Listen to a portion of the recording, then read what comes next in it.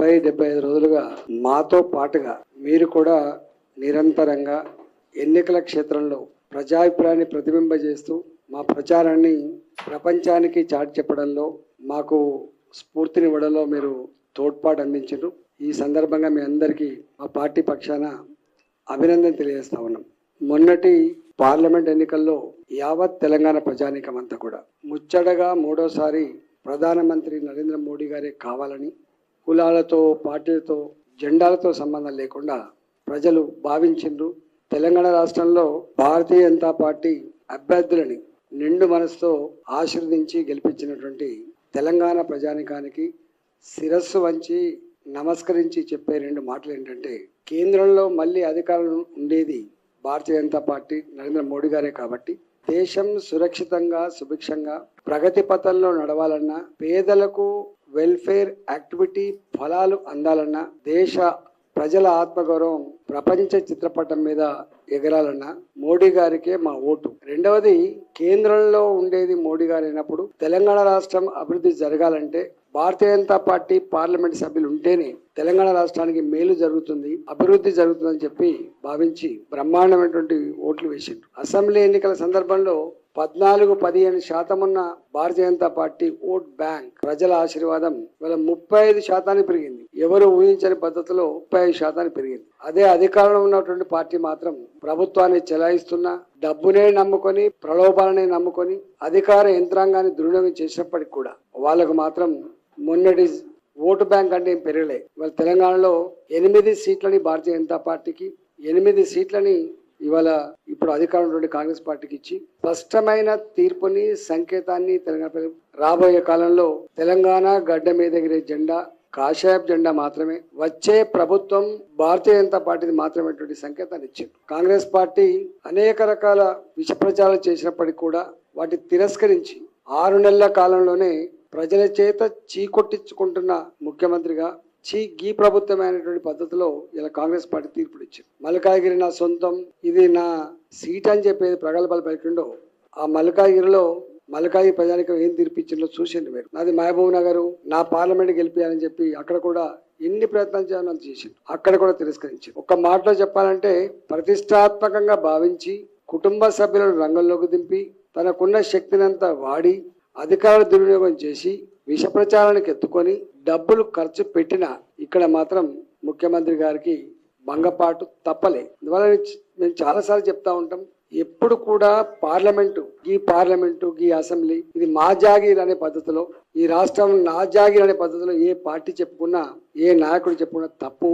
ఈ రాష్ట్రం కానీ, నియోజకవర్గం కానీ, పార్లమెంట్ పరిధి కానీ అది ఎన్నటికీ ప్రజల జాగీరు మాత్రమే. ప్రజలు అనుకుంటే గెలిపిస్తారు, లేకపోతే ఓడగొడతారు. వాళ్ళ చేతిలో ఉంటే తప్ప నాయకుడి చేతులను, పార్టీ చేతులను, లేకపోతే డబ్బు చేతిలో, మద్యం చేతిలో ఉండదనేది మరోసారి ప్రూవ్ అయింది. ఇవాళ నిజంగా సంతోషకరమైనటువంటి వార్త ఏంటంటే, గెలిచిన భారతీయ జనతా పార్టీ 8 మంది అభ్యర్థులు చాలా అనుభవం కలిగిన వాళ్ళు గెలిచిండ్రు. ఆదిలాబాద్ సంబంధించినటువంటి మా పార్లమెంట్ అభ్యర్థి మాజీ మంత్రిగా రాష్ట్రంలో పనిచేసిండు. 2 సార్లు 3 సార్లు ఎమ్మెల్యే ఉన్నాడు, 2 సార్లు పార్లమెంట్ సభ్యుడిగా ఉండే.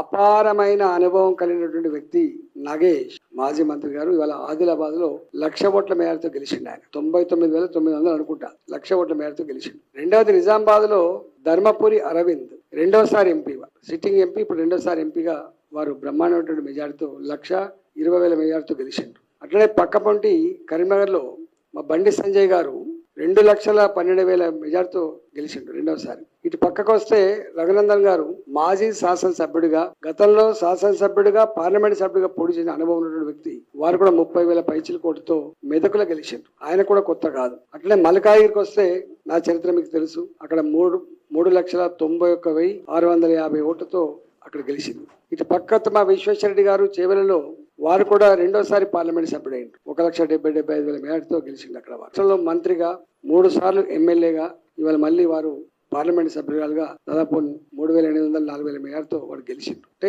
8 మంది శాసనసభ్యులు ఎవరైతే గెలిచిండ్రు. కిషన్ రెడ్డి గారు వారైతే 3 సార్లు ఎమ్మెల్యేగా ఉన్నారు. అదేవిధంగా 2 సార్లు ఎంపీగా, మంత్రిగా పనిచేస్తున్నారు. వారు 8 మందికి 8 మంది వీళ్ళందరూ కూడా అపారమైనటువంటి అనుభవం ఉన్నవాళ్ళు. ఈ సందర్భంగా నేను తెలంగాణ ప్రజానీకానికి వినమ్రంగా చేసే విజ్ఞప్తి ఏంటంటే, మేమందరం కొత్తగా ఎన్నికైనటువంటి పార్లమెంట్ సభ్యులం, ప్రజాప్రతినిధులం కాదు. ప్రజాక్షేత్రంలో ప్రజల సమస్యల మీద కొట్లాడిన వాళ్ళం.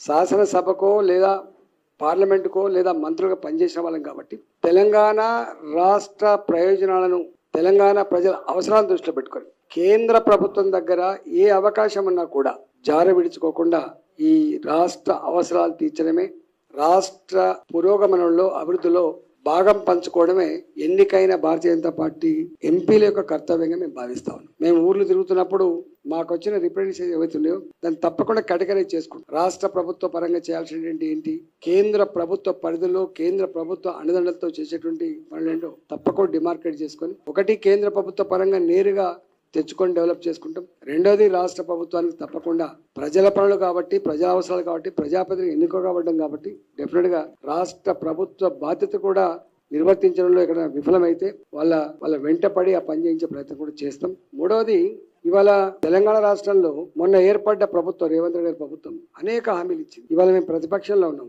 బాధ్యత కలిగిన ప్రతిపక్ష పార్టీ హోదా వచ్చింది మాకు. కాబట్టి ఇవాళ దాదాపు 8 మంది పార్లమెంట్ సభ్యులం అంటే 30% ఓట్లు అంటే మాకు ఒక పెద్ద రెస్పాన్సిబిలిటీ వచ్చింది. కాబట్టి రేవంత్ రెడ్డి గారి ప్రభుత్వం ఏ హామీలైతే ఆనాడు మేనిఫెస్టో రాసిందో, ప్రజాక్షేత్రంలో చెప్పబడ్డావో, 6 నెలలు గడిచిపోయింది. ఒక్క ఆర్టీసీ బస్సులలో ఉచిత ప్రయాణం తప్ప ఏ ఒక్క సమస్య కూడా పరిష్కారం చేయలేదు. కాబట్టి నా తెలంగాణ మహిళలకి నెలకు గౌరవ భృతి కింద 2,500 రూపాయలు కావచ్చు, పేదలకు ఇండ్లు కట్టించే, డబుల్ బెడ్రూమ్ కట్టించే కార్యక్రమం కావచ్చు, మా నిరుద్యోగ యువతకి 4,000 రూపాయల భృతి కావచ్చు, చదువుకున్న ఆడపిల్లలకి కుటీలు కావచ్చు, నా రైతాంగానికి 2 లక్షల రూపాయల రుణమాఫీ కావచ్చు, రైతులు పండించిన పంటకు 500 రూపాయల వాళ్ళకి బోనస్ కావచ్చు, ఇవాళ కళ్యాణ లక్ష్మి 1,00,000 రూపాయలతో పాటుగా తులం బంగారం ఇచ్చే కార్యక్రమం కావచ్చు, కొత్త వాళ్లకు పెన్షన్లు కావచ్చు, పెన్షన్ 2,000 నుంచి 4,000 రూపాయలు పెంచేది కావచ్చు, సకలాంగులకు 4,000 రూపాయల పెన్షన్ నుంచి 6,000 రూపాయల పెన్షన్ కావచ్చు. ఇట్లా 6 గ్యారంటీల పేరిట, 66 హామీల పేరిట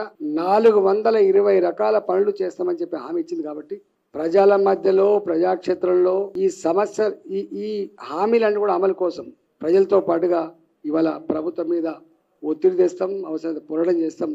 ఆ సమస్యల పరిష్కారం కూడా మేము ఉంటామని చెప్పి ప్రజలకు హామీ ఇస్తా ఉన్నాం.